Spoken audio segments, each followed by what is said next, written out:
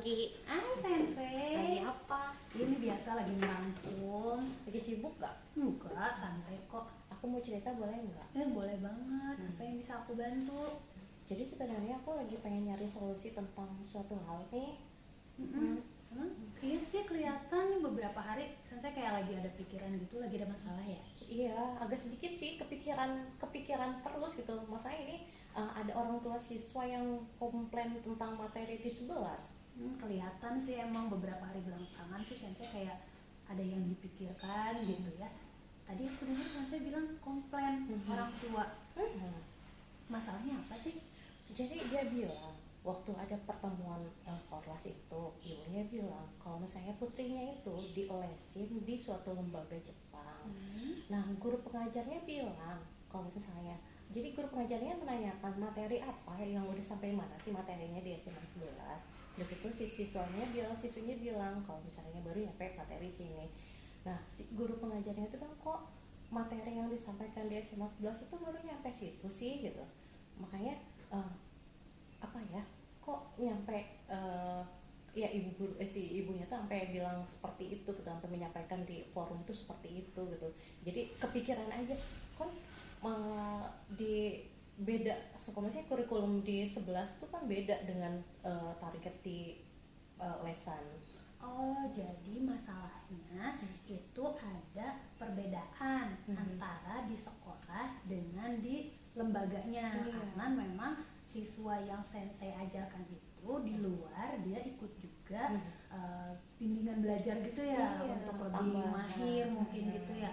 Oh, ternyata yang jadi permasalahan orang tua adalah perbedaan materinya gitu ya, mungkin dirasa terlalu jauh. Nah, kalau untuk Sensei sendiri itu jadi sebuah masalah yang besar nggak sih dalam pencapaian gitu untuk siswa? Ya, kalau misalnya untuk keadaan seperti ini, kalau misalnya di sekolah gitu ya, itu saya kan mengajar berdasarkan kurikulum yang ada. Udah gitu silabusnya udah sesuai, RPP-nya udah sesuai, buku paket yang saya pakai juga sudah sesuai. Udah gitu materi yang saya sampaikan juga saya merasa sudah sesuai gitu dengan silabus yang ada gitu. Makanya waktu ketika si gurunya bilang kok baru nyampe sini sih materinya, nyebut kok gitu. Jadi pasti kepikiran ya sama Sensei. Jadi memang sebenarnya kalau Sensei sendiri sudah sesuai ya dengan alur silabus gitu ya, dengan kompetensi apa yang harus dicapai sama anak tersebut gitu. Tapi memang ketika anaknya dileskan oleh orang tuanya, pengajar di sana mengatakan bahwa terlalu jauh nih gitu materinya ya. Nah, walaupun Sensei merasa bahwa Sensei itu sudah sesuai dengan silabus lah gitu istilahnya ya. Nah, menurut Sensei nih, atau kemarin-kemarin apa yang sudah Sensei lakukan untuk coba menyelesaikan masalah ini? Saya yakin Sensei pasti sudah berusaha gitu kan. Nah, apa yang sudah Sensei lakukan? Jadi karena penasaran, saya coba cross check dengan siswanya. Saya tanya, kamu les Jepang? Katanya iya Sensei. Oke, apa sih tujuan kamu les Jepang? Udah gitu saya disuruh ibu, emang kebetulan saya suka dengan Jepang katanya, tapi saya ngejar untuk yang namanya N5. Jadi kalau di Jepang itu ada yang namanya TOEFL, tapi disebutnya adalah N, jadi dimulai dari N5, N4, N3 sampai N1. Nah, dia mau nyoba ngejar yang N5 dulu, makanya dia les di lembaga tersebut. Jadi yang saya simpulkan di situ ya, karena siswanya emang ada target untuk N5, makanya dia materi yang disampaikan oleh guru pengajar itu berbeda dengan yang disampaikan di sekolah gitu. Jadi memang sebenarnya di sini Sensei sudah melakukan hal yang baik dengan meng-cross check pada siswa. Kemudian Sensei juga kan menanyakan tujuan pada siswa tersebut mengikuti les gitu ya. Ternyata kan memang targetnya berbeda ya. Kalau di sekolah pencapaian kompetensinya sampai mana batasannya. Karena dia ingin lebih mahir, maka dia menambahlah gitu ya untuk di luar sana. Nah, jadi sekarang nih kan Sensei sudah meng-cross check. Selain meng-cross check pada siswa, ada hal lain nggak sih yang Sensei lakukan? Saya sebenarnya coba minta nomor telepon yang guru pengajar yang di lembaga tersebut ke siswa. dan saya sudah mendapatkan nomor teleponnya. Mungkin sebenarnya masih bingung juga ini tuh ya, ketika udah mendapatkan nomor telepon, apakah saya hubungi dia apa gimana ya gitu, apa nggak bakalan jadi masalah apa gimana gimananya gitu, terus apa yang harus saya mulai gitu dengan mencoba menelpon dengan guru di lembaga tersebut gitu. Menurut Bu Anggi gimana? Kalau menurut saya sih sebenarnya itu langkah yang cukup baik ya, dengan sensei mendapatkan nomor kontaknya.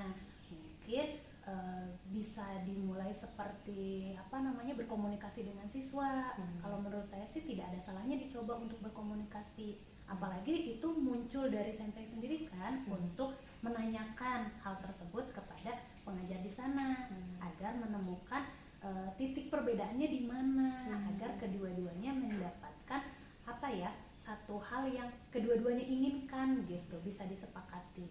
Kira-kira sensei mau mencoba menghubungi nggak? Kayaknya mungkin saya bakal coba menghubungi. Saya juga penasaran sih, pengen menyamakan persepsi juga, biar nanti ke depannya entah itu lembaga entah itu sekolah kita bisa sama-sama berjalan gitu, berjalan beriringan seperti itu. Jadi materi juga bisa sama-sama disesuaikan gitu. Itu bagus banget sensei. Kira-kira kapan nih sensei mau coba untuk hubungi? Saya mungkin besok ya akan saya coba hubungi guru yang bersangkutannya. Berarti rencana beberapa hari ke depan apa yang akan sensei lakukan untuk segera menyelesaikan masalah yang jadi beban pikiran sensei beberapa hari ini? Ya, saya coba menghubungi guru yang bersangkutan. Mungkin saya akan mengajak bertemu untuk banyak berbicara, untuk menyamakan persepsi juga. Setelah menyamakan persepsi, mungkin saya agak sedikit tahu perbedaan antara sekolah dengan target yang sekolah dan lembaga itu. Jadi saya tahu gitu bagaimana gimananya. Oke, itu ide bagus banget, saya setuju sensei. Nah, apa nih komitmen sensei agar rencana yang tadi sensei katakan itu bisa berjalan? Besok aku bakalan coba hubungin guru yang bersangkutan, dan kalau misalnya dia punya waktu luang, aku bakalan ajakin ketemu buat berbicara. Kita sama-sama mencari solusi bagusnya seperti apa untuk pembelajaran ke depannya. Nah, itu bagus banget. Coba menurut sensei, ada nggak nih orang atau pihak yang bisa membantu sensei untuk mewujudkan rencana sensei? Kayaknya saya bakal mengajak salah satu staf di kurikulum, karena waktu itu kebetulan untuk pertemuan orang tua itu kan ada beberapa staf yang mendengar langsung orang tua yang berbicara bahwa materi 11 itu seperti ini. Jadi saya akan coba mengajak salah satu staf agar pandangan kurikulum itu tidak seperti pandangan orang tua itu kepada pembelajaran bahasa Jepang. Oke, itu bagus banget sensei gitu ya. Jadi alhamdulillah nih sekarang sensei udah nggak kepikiran lagi ya sama masalah kemarin, dan mudah-mudahan dengan komunikasi yang akan dilakukan sesegera mungkin bisa menyelesaikan permasalahannya sensei. Semangat ya sensei. Oke, semangat. Terima kasih Bu Anggi. Sama-sama.